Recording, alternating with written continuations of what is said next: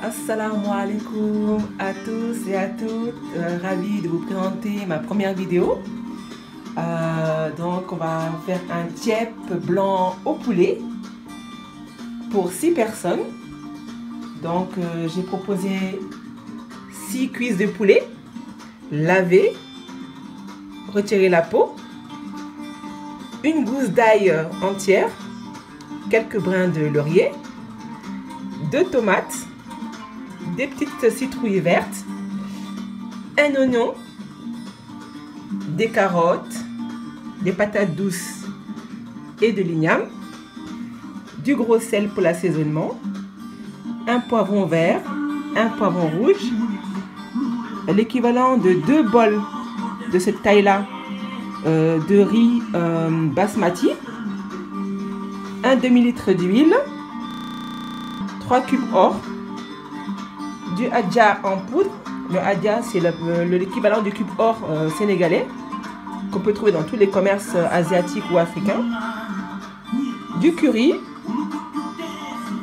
et du poivre. Et c'est parti pour la cuisson. Après avoir préchauffé donc la marmite, je prends le demi-litre d'huile qu'on verse entièrement dans la marmite. Voilà. Et on doit avoir une quantité d'huile équivalente à peu près à ça. Ça doit vraiment pas être au ras de la marmite. Voilà. On laisse chauffer quelques minutes, le temps que l'huile soit vraiment bien chaude. Et en attendant, avec du gros sel, pour éviter que le poulet il se colle, on saupoudre quelques petites pincées de sel. Voilà. Vraiment un tout petit peu. Et on attend. Donc l'huile a bien chauffé. On va commencer à plonger les cuisses une à une dans la marmite. Vous entendez le frémissement, ça veut dire que c'est ok. Vous essayez de faire en sorte que les cuisses soient bien séparées les unes des autres. Pas collées. Voilà. Et après, on va laisser dorer à peu près 5 minutes de chaque côté. Voilà. Sans recouvrir par contre. Alors, une fois que les deux côtés des poulets sont bien dorés, pas trop cuits non plus, ça donne cette couleur un peu dorée. Vous prenez donc les tomates et vous les mettez à l'intérieur. Vous les dispersez un peu partout. Voilà.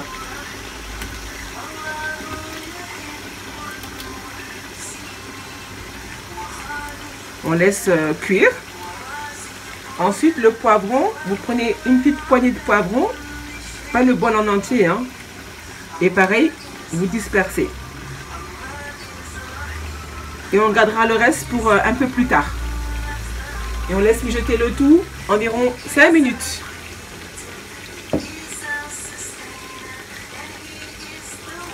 Donc après avoir laissé mijoter le tout pendant 5 minutes, l'aspect donne ça. Voilà. Ben, on y rajoute les légumes. Soit laisser les carottes donc entières, soit couper en deux. Tout dépend des goûts de chacun. Mais au niveau de la cuisson, c'est beaucoup plus pratique. Ça cuira beaucoup plus rapidement. Donc on plonge tous les légumes. Les patates douces, le manioc, les carottes et les petites citrouilles. On peut aussi remplacer les citrouilles par du chou ou bien par du gombo. Vous avez l'embarras du choix au niveau des légumes. On met les légumes qu'on veut. Et au niveau de l'eau, alors pour avoir le repère, on va mettre de l'eau à quantité des légumes. Donc le repère à utiliser, c'est le même bol qu'on a pris pour la mesure du riz. Donc c'est un bol de cette taille-là. Voilà.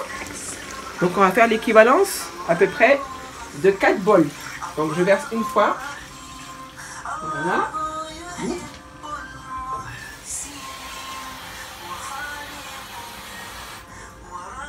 je prends un deuxième bol.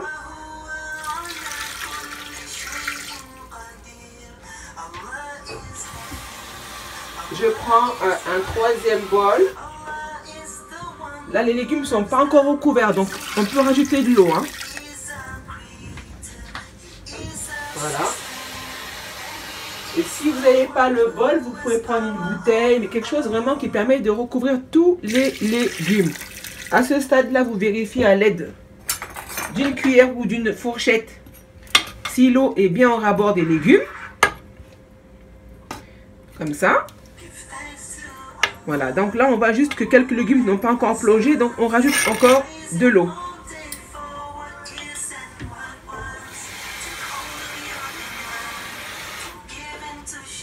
L'eau ne doit pas être plus que le légume, sinon ça risque de faire trop cuire les légumes et le poulet.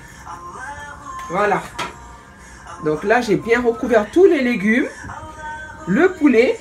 Et pour encore vérifier que la quantité d'eau va permettre à tous les ingrédients de cuire, ben on tourne un peu. Voilà, on tourne un peu. Et à ce stade-là, une fois que les légumes sont bien mis, on baisse le feu au niveau moyen ou à feu doux jusqu'à ébullition. Donc pour l'assaisonnement au niveau du sel et du cube or, le repère pour le sel, prenez une grande cuillère à soupe. Vous prenez l'équivalence de 3 cuillères à soupe et vous saupoudrez. Pas plus, hein, mais vraiment pas 3 grandes, hein, vraiment un rabord comme ça. Hein. Voilà. Ensuite, vous prenez 3 cubes or. Voilà. Combien à l'intérieur. Donc, voilà.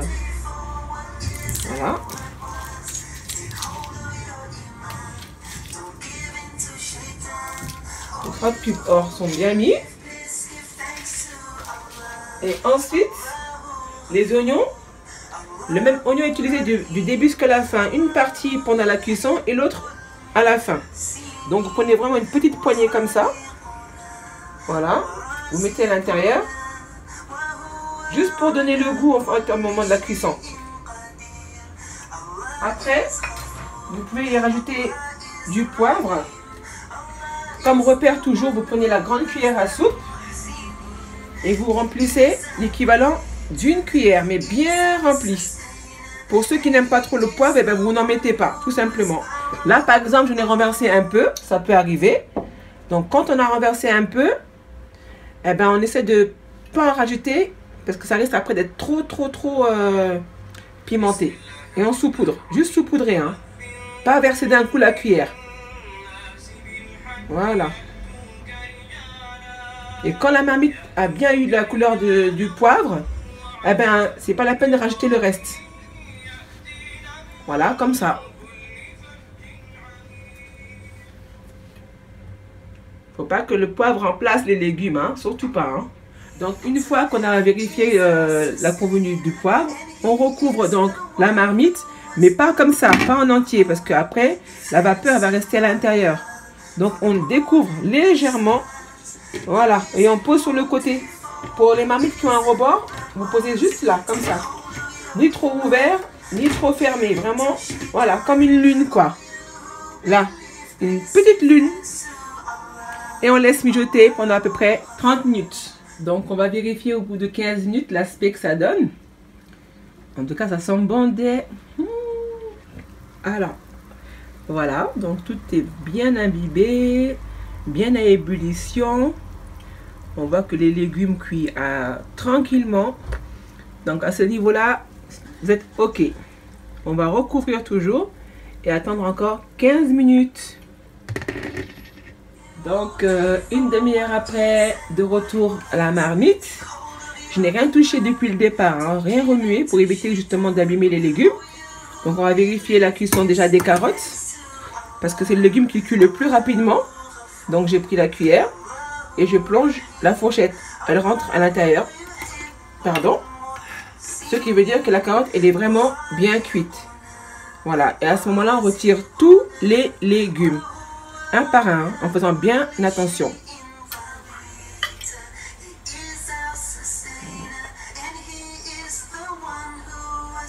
Je vais séparer le poulet et les légumes parce que ça sera aussi simple pour au moment de la... comment dirais-je, de la mise en place. Voilà. Vous voyez, les poulets tiennent bien. Il n'y en a aucun qui sont coupés, abîmés. Ça signifie que la cuisson vraiment elle a été à point. Hein.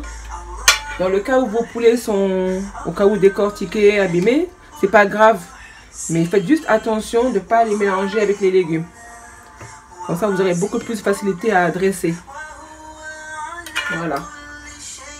Donc, j'ai retiré l'ensemble des légumes. Tout est dans le plat, à côté. Voilà. Et j'ai baissé pendant ce temps-là le feu. Un feu vraiment très doux. Et vous voyez les poivrons qu'on a mis au départ, plus les carottes, ben, sont cuits de cette façon-là. Et on ne les enlève pas, hein, on les laisse à l'intérieur parce que ça donnera vraiment du goût au riz. Si vous les retirez en enlevant les poulets, par exemple là comme ça, c'est pas grave. On les remettra au moment du dressage. Et en attendant excusez-moi. Donc j'ai fait la préparation du nokos avec les oignons, l'ail et le poivron qui nous restait. J'ai mixé le tout au mixeur. Voilà. Et en attendant, j'ai bien baissé le feu pour éviter justement que l'eau se termine. Et en principe, l'eau qui nous reste là, c'est suffisant pour la cuisson du riz. C'est-à-dire que quand tous les légumes et les poulets sont cuits, avec le dosage qu'on a appris, il n'y a pas besoin de rajouter quoi que ce soit. Donc là, je vais commencer la préparation du riz. Hein, donc j'ai pris l'équivalent de 2 bols que je vous ai montré au départ. 2 bols bien remplis pour 6 personnes. Après, si vous voyez la quantité d'eau, est forte, vous rajoutez l'équivalent d'un bol en plus pour pas faire trop d'eau. Je vous réexpliquerai un peu plus tard pour que vous compreniez vraiment le processus. Donc je lave le riz une première fois. Je lave juste pour que je retire l'amidon. Il y a de l'amidon dans du riz et ça casse un peu le goût. Vous voyez là, le blanc là, voilà. Je lave pour que le blanc soit beaucoup moins fort. Donc je lave, voilà. 2 fois ça suffira. Hein. Voilà. Je ne vous ai pas montré comment je fais pour le renverser, désolé. Donc je colle ma main là juste en bas et je verse l'eau. Et je fais attention que le riz ne tombe pas. Voilà. Il va peut-être rester de l'eau au fond, mais c'est pas bien grave. Et ensuite, je le passe au micro-ondes pendant 5 minutes. Donc après 5 minutes au micro-ondes, voilà, le riz est prêt à être mis dans la marmite. Il n'est pas trop dur. Voilà, il n'y a aucun morceau qui sont durs. Là, assurez-vous que vous pouvez mettre le riz sans problème dans la cuisson. Donc là, la quantité d'eau est toujours la même. Donc pendant que j'ai cuisé le riz, j'ai baissé le feu mais au minimum pour être sûr que j'ai la quantité d'eau qu'il me faut pour la cuisson. Voilà, donc je vais mettre le riz dans la marmite en ayant mis le feu doux. Et voilà, on y va. Et je vous fais rappeler en même temps que c'est une quantité d'eau pour 6 personnes. Et une quantité de riz pour 6 personnes. Voilà.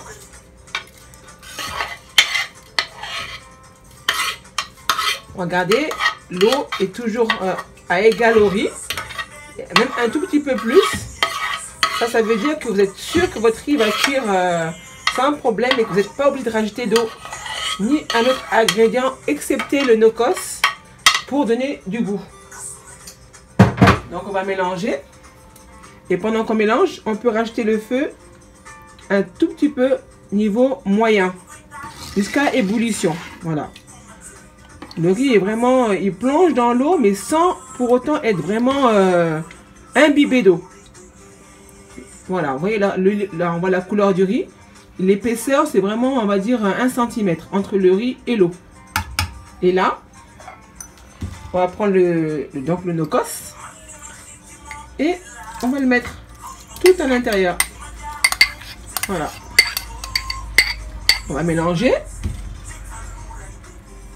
Ça donne des couleurs, ça donne du goût. Et je vous rappelle aussi que vous pouvez rajouter éventuellement à ce moment-là, une fois que le nokos est bien mélangé au riz, un peu de curry. C'est pour ceux qui aiment, hein, l'équivalent de 2 cuillères à café. Là, j'en mettrai pas hein, parce que je vais faire vraiment un riz simple, mais c'est toujours bon avec du curry. Voilà. Et ensuite, quand le riz sera vraiment à ébullition, on rajoutera les feuilles de laurier. On laisse mijoter le tout 10 minutes et on remue toutes les 5 minutes jusqu'à cuisson du riz complet. Donc, on attend. Donc, après 15 minutes et après avoir recouvert la marmite non en demi-lune, ça tout à l'heure j'ai oublié de vous le dire, mais non en demi-lune, mais entièrement, on va vérifier le niveau de l'eau. Donc, voilà. Le niveau de l'eau est carrément parti. Le riz est pratiquement seul, hein, seul au monde. Donc voilà, donc on va remuer.